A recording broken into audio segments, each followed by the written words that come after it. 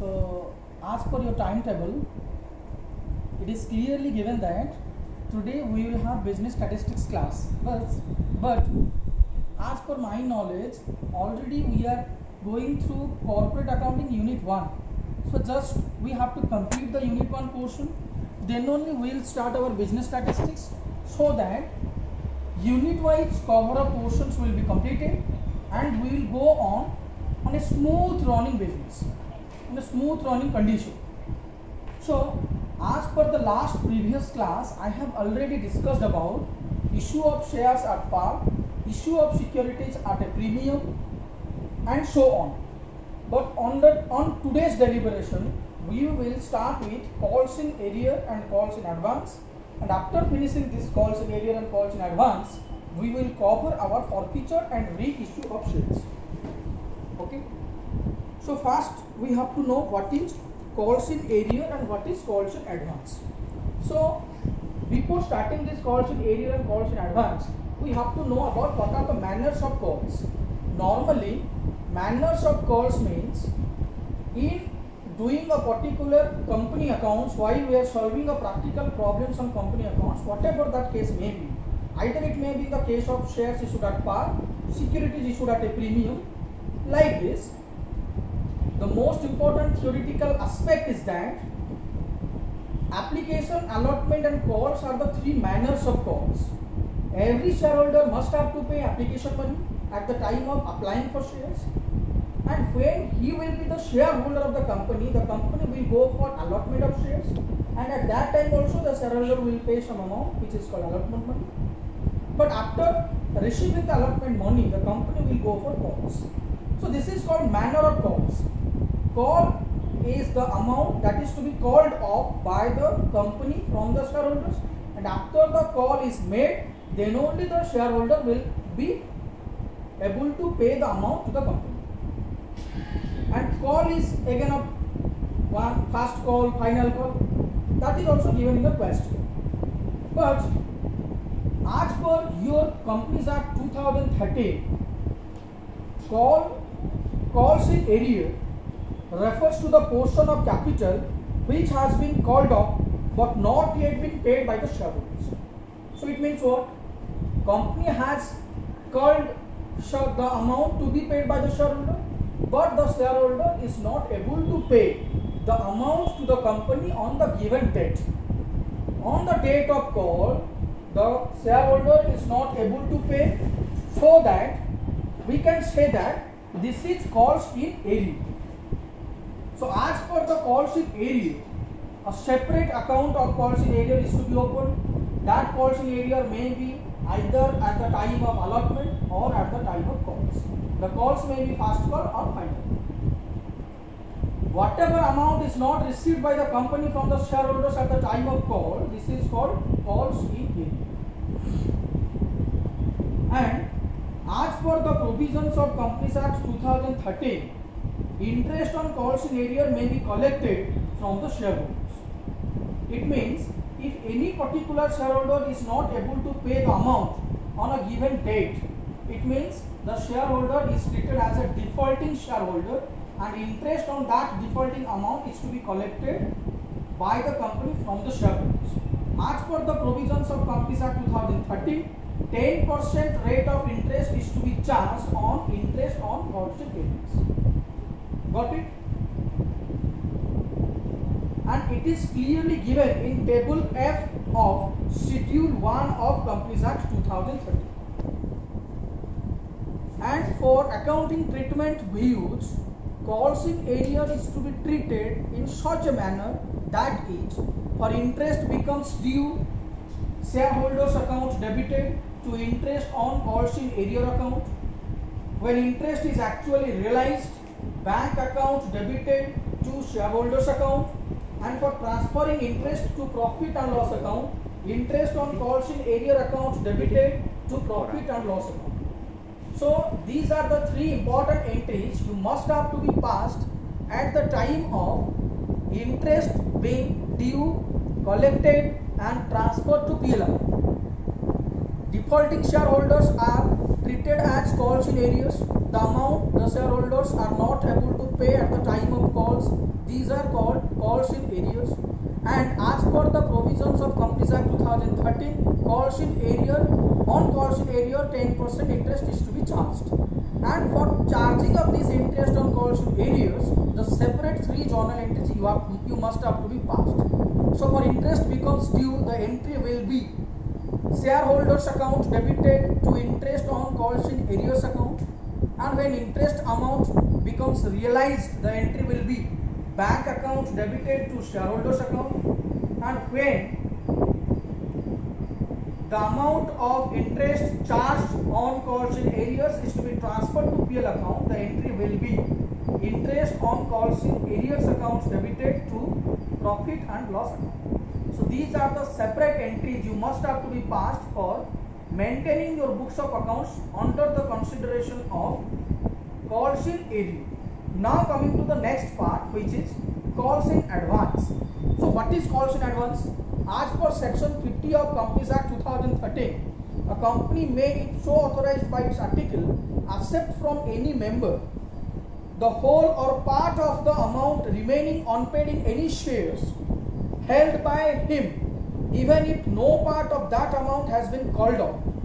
The member of the company limited by share shall not be entitled to any voting rights in respect of the amount paid by him under subsection 1 until that amount has been called off. So what I told that if any particular shareholder has now paid the total amount of shares in advance, means suppose at the time of allotment any shareholder has already been paid the amount of calls which will be called up later, we can say that the shareholder has paid calls in advance.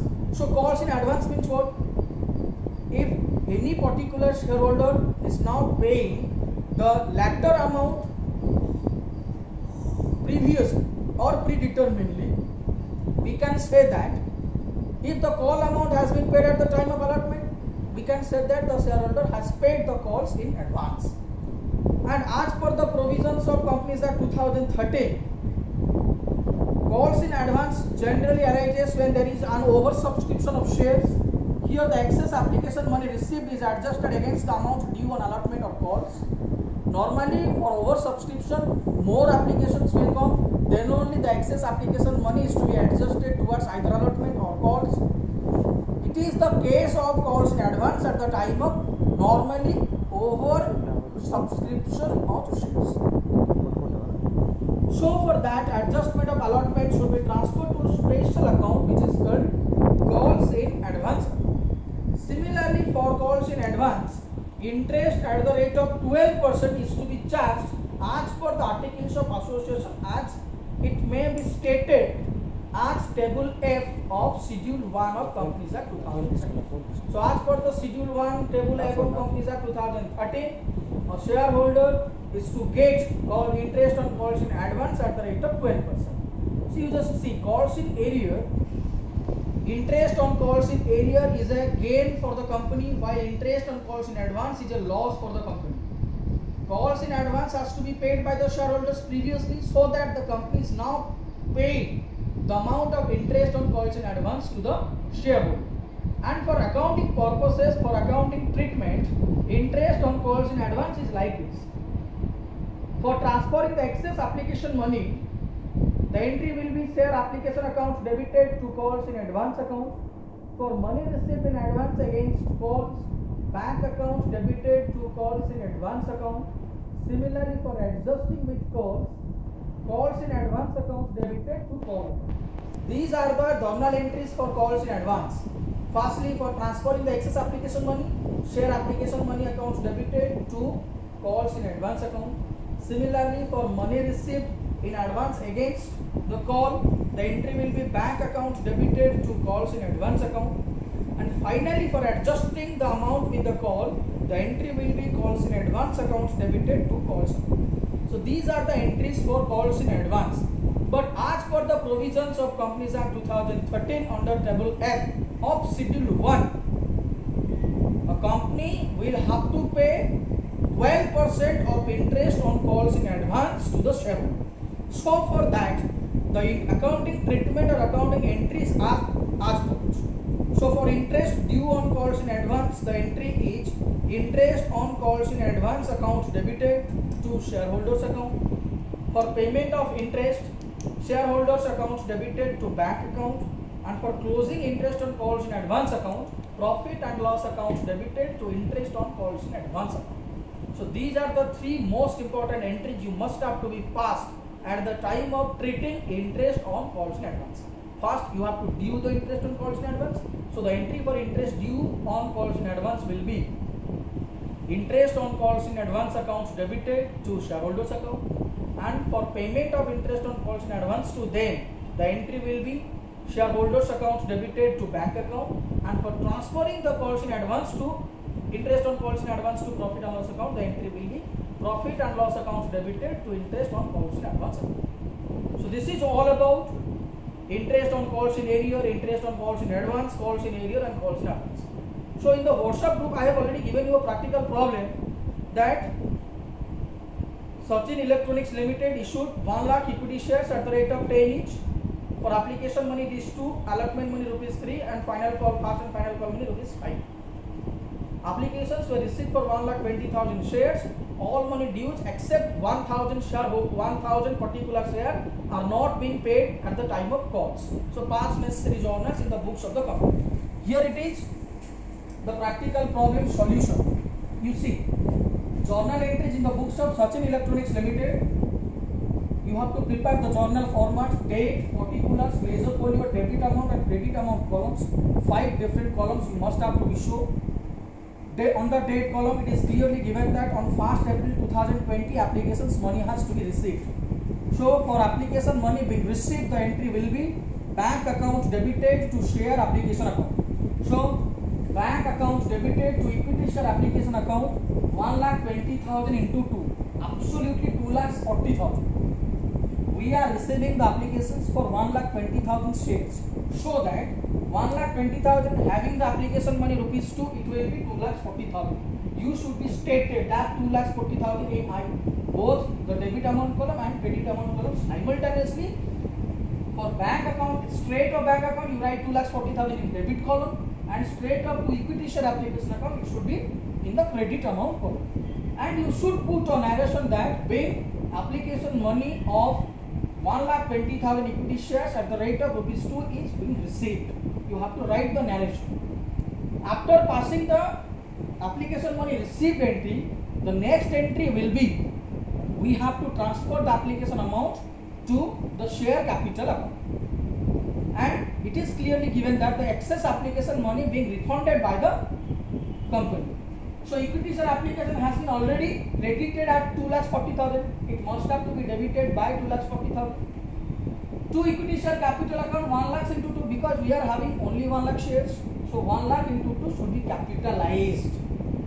That is 2 lakhs. And remaining application money, excess application money is how much? We are having 1 lakh shares, but we have already received application for 1,20,000 shares. So 20,000 is the excess application money. 20,000 into 2. ₹40,000 is to be refunded to the shareholders. So it will be 40,000. So this is all about application. Now coming to allotment, we are having only 1 lakh equity shares. So allotment becomes due only for 1 lakh shares. It will be 1 lakh into 3.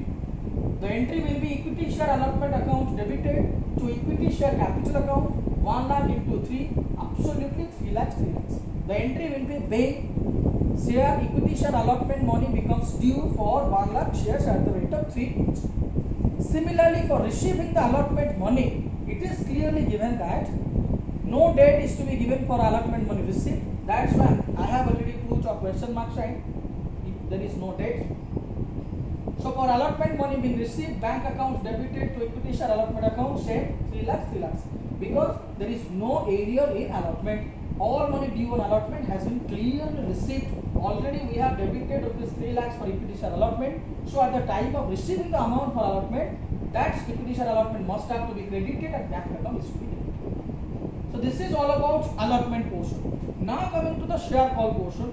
In your practical problem, it is clearly given that the call money becomes due on July 1. So in the date column, you have to put July 1. And for share call money becomes due, the entry will be equity share first and final call account debited to equity share capital account.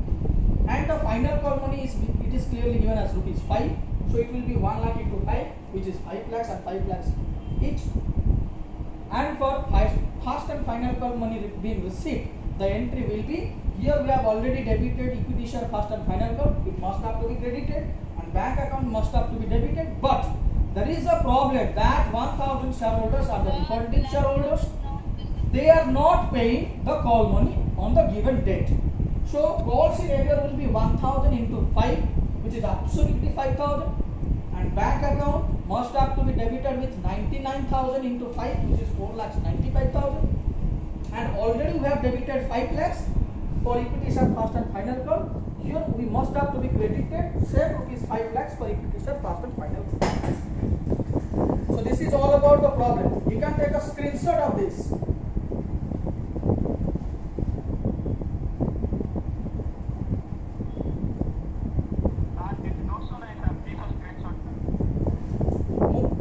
I will give you in the WhatsApp group a picture of this particular practical problem of journal entries in the books of this particular limit. I will show you a picture in the WhatsApp group. I will give you. Okay. Now coming to the next part, which is most important to you, and in your examination, practical problems and theoretical aspect both are come from this particular area, which is forfeiture of share, which is very, very important. First of all, you have to know about what is forfeiture of shares. Forfeiture means the shareholder losing their rights. Normally, forfeiture means the shareholder losing their rights. Means what the shareholder losing their rights? As you all know, in the previous classes or earlier classes, I have told you that there are 3 significant steps of the amount to be received by the company from the shareholders. That is application, allotment and calls. Application money must have to be received by the company because at the time of applying for shares, every shareholder must have to pay the application money at the time of applying for shares. So every shareholder must have to pay application money for every share. But there may be some question arises. Some shareholders may be the defaulting shareholders. They may not pay, may or may not pay allotment money as well as call money. If they are not able to pay both allotment as well as the calls, then only question of arrear will come. When there is arrear for any allotment or calls, then the question of forfeiture will come. If any particular shareholder is not able to pay the amount of allotment money as well as call money on the given date, it is the right of the company, right to get back the shares from the shareholders and to forfeit the shares, and then reissue of forfeited shares can be made by the company. So forfeited shares or forfeiture of shares clearly defines as whatever amount has been already paid by the shareholders to the company, that amount should not be returned by the company to the shareholders as a whole. This is called forfeiture of shares, and under forfeiture of share, the shareholders are also losing their rights on shares. This is called forfeiture of shares. The term forfeit actually means taking away of property on breach of condition. As you all know, in your Contract Act 1872 in first semester, that breach of condition, breach of warranty, breach of contract you have already covered. Means there is a contract between company and the shareholders for the share, but now if the company is not receiving the allotment and calls, it clearly mentioned that, clearly indicates that the shareholder is now breaching the contract. If the shareholder is breaching the contract, so that cancellation of that particular shares from the shareholders, litigation of that particular shareholders right from the share is to be taken back from the shareholders, and it is called forfeiture of shares. And already you have covered application, allotment and calls. For forfeiture of shares, we can say that for application money capitalized, allotment money becomes due, call money becomes due, for every aspect we have already credited the share capital portions. So for share forfeiture, the accounting entry will be like this.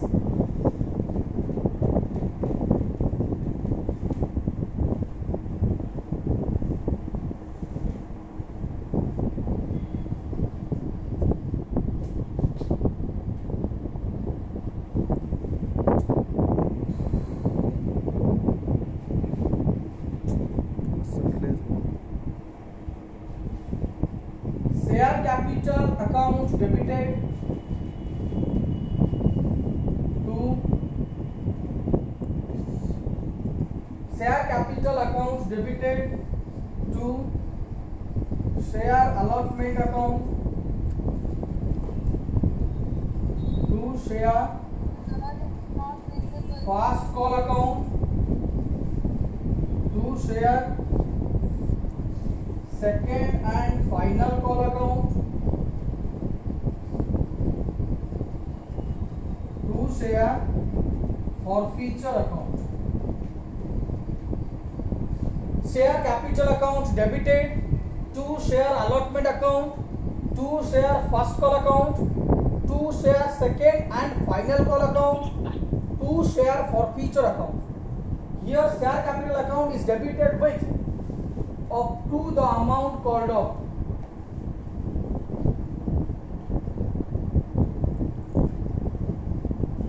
Share capital account is to be debited up to the amount called up. How much amount has been already called by the company from the shareholders, that much amount only you have to debit for share capital account. If there are some unpaid calls, then that amount should not be covered under share capital. Okay, only up to the amount called up, you must have to debit it with the share capital account. And to share allotment account, arrear in allotment. Whatever amount of arrears, if there is given in the question, you have to put it in the share allotment, arrear in allotment. And to share first call account, it is the amount of calls in arrear. To share first call is to be credited with only the amount of calls in arrear. Similarly, to share second and final call is to be credited with the amount of calls in arrear in second call. This is allotment arrear amount. This is calls in arrear in first call. This is calls in arrear in second call. And whatever remaining balance left, combination of these three and this. Share capital account has been already debited with a particular amount. Allotment arrears are there. First call arrears are there. Second and final call arrears are there. Add all these three. Difference between these combination of these three and this particular part is to be treated as your share forfeiture account, and which is called normally amount already received by the company.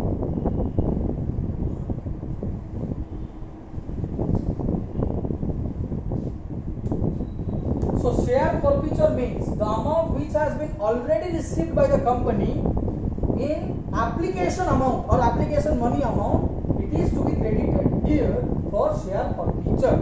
Share forfeiture means the shareholder losing their rights. Whatever amount they have already paid earlier, we should not repay them. This is called share forfeiture. You see, allotment they have not paid, first call they have not paid, second call they have not paid, but they must have to pay the application money. That application money is called share forfeiture account balance. Got it? Is there any doubt? Okay. So for forfeiture of shares, there are basically two situations. First situation, issue of shares which were issued, forfeiture of shares which were issued at par, and forfeiture of shares which are issued at a premium. You see, one situation one, forfeiture of shares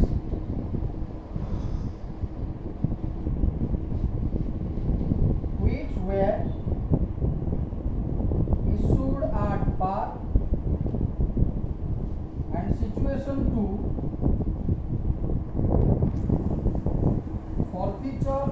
shares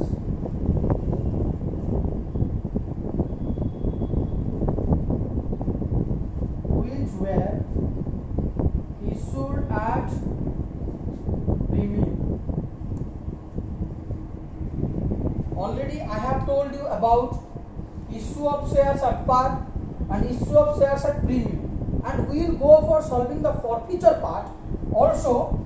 Forfeiture of shares of which shares have already been issued at par, and forfeiture of shares which shares have already been issued at a premium. Got it?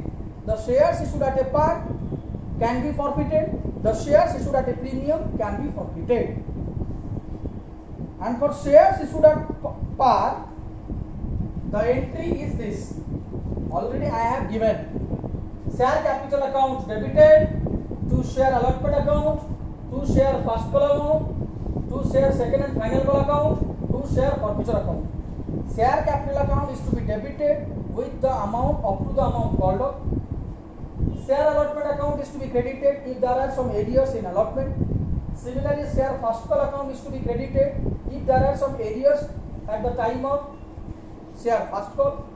And share second and final call is to be credited if there are some arrears in second and final call. And share forfeiture account is the balancing figure of this and this both. This is called if the originally shares are issued at a par but now forfeited. Similarly, if the shares are originally issued at a premium but now forfeited, the entry will be something different, which is normally one extra you have to be debited, which is share capital account debited, here securities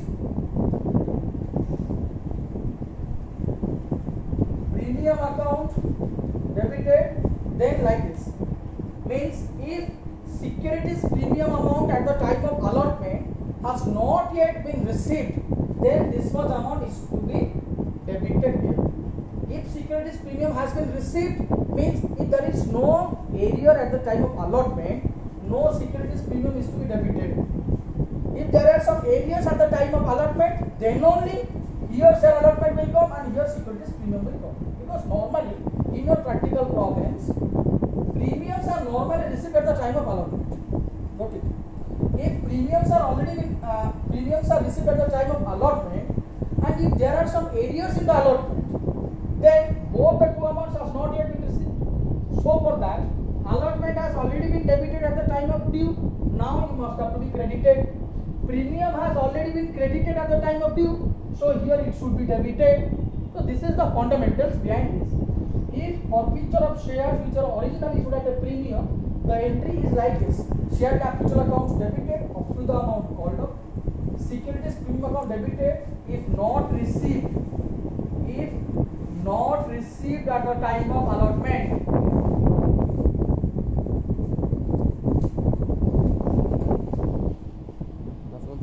To share allotment account if there are some arrears in the allotment.